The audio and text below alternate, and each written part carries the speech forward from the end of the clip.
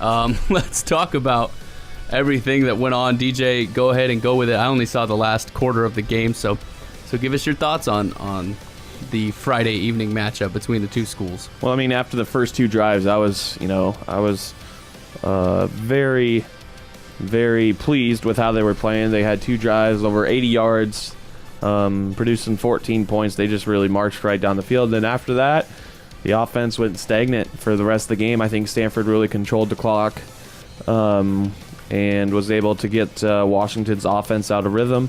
And our defense just, Bryce Love, I think that was his Heisman moment right there, which could make a strong case for him for getting that Heisman, because some of the runs he had were just unbelievable, and he was playing on a hobbled ankle all night long.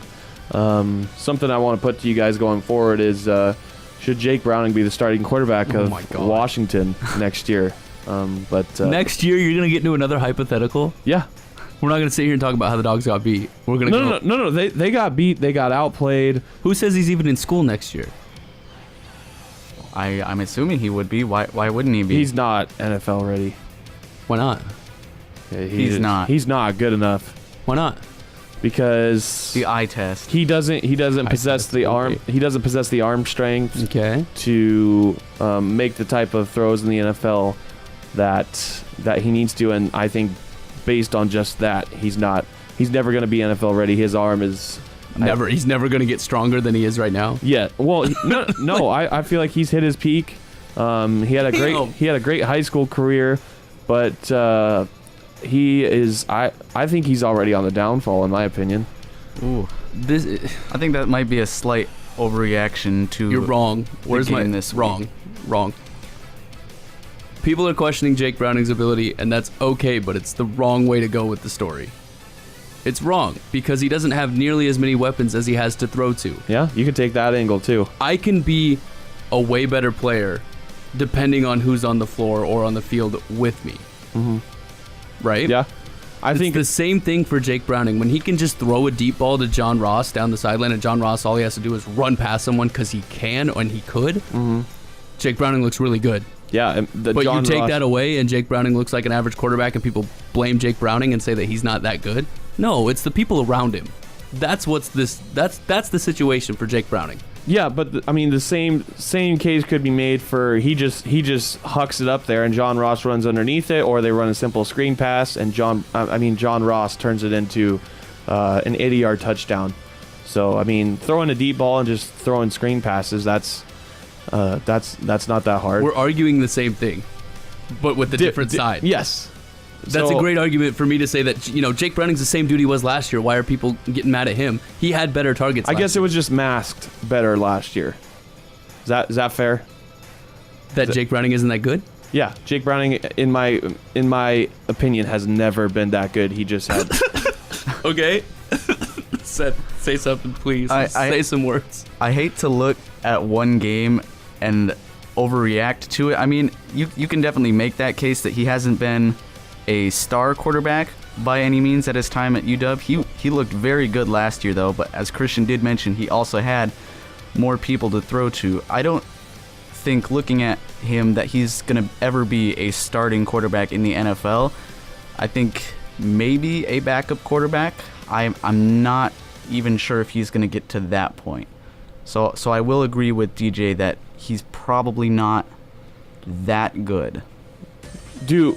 Does Chris Peterson open up the competition next fall? Because I think it would be a great way to push Browning to, I don't know, try and become better. Because I don't, like I said, because he's not as is. What is he had shoulder surgery this offseason, so I think something is happening with that arm again, or that shoulder, because it was his throwing shoulder, and I think it's hampering him a lot. Yeah, I don't know, dude. He's not a worse player. It's the targets around him. That's the way that I'm going to go about it. And I'm fine with that. I guess the more and more I think about it, the more and more it just comes. I guess this argument is just going in a circle for me. He's just been average all of his time here. He's average but solid. He's a game manager. He makes the things happen that need to happen in order to win. And I guess, Christian, your point is... This is some rude conversation about a dude who's lost like what, 4 or 5 times in his career. I know, but the standard has been raised at UW, and the standard is national championships. That's just what happens in sports. You do really good one year, and then the expectations just get raised that much more.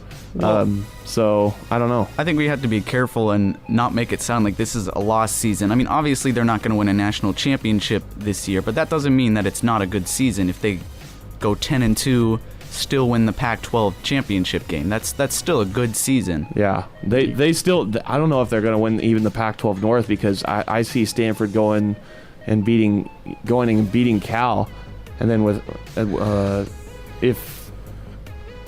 if we beat the Cougars, which I think is going to happen, then Stanford wins the Pac-12 North. It's really, you got to have a lot of things happen, and a lot of things that don't have that high of a chance of happening, in my opinion. It's a funny thing to talk about college football, because last week we're hypothetically setting up a situation where the Huskies make the top 4 college football playoff, which happened. I mean, 2 top 5 teams lost. It feels like last year in September, we're talking about how the Huskies don't have anyone on their schedule until Stanford, and we completely blew over it last Wednesday, going, this has to happen for them to make, just giving the Stanford game as a win, and then Friday night they get punked out and beat. They got Stanford. Throttled, in my opinion. That score was generous. So it's funny, the hypotheticals are fun to go ahead and talk about, but I think now we're at a point where we need to rein it back in and talk about the games for the Huskies, because that's all that really matters, especially when they get down to the Apple Cup, which could be the most interesting it's been in a long time. I guess it just kind of gets down to the point where POU football hit this year is when there's nothing on the line, and you just got to play for pride at this point. So I mean, you got one game against Utah this weekend. They're a tough opponent. They always have been under Kyle Winningham. And then you got Wazoo, who's ranked higher than you right now and could possibly be fighting for a top 10 ranking. They're not going to get in the playoff. No Pac-12 team is. But who said that? I did. When? Not last week. Just now. No, just now. Because Washington, even on the broadcast, everybody was like, Washington is the last hope for the Pac-12 to get in the playoff. So no Pac-12 team is going to get in.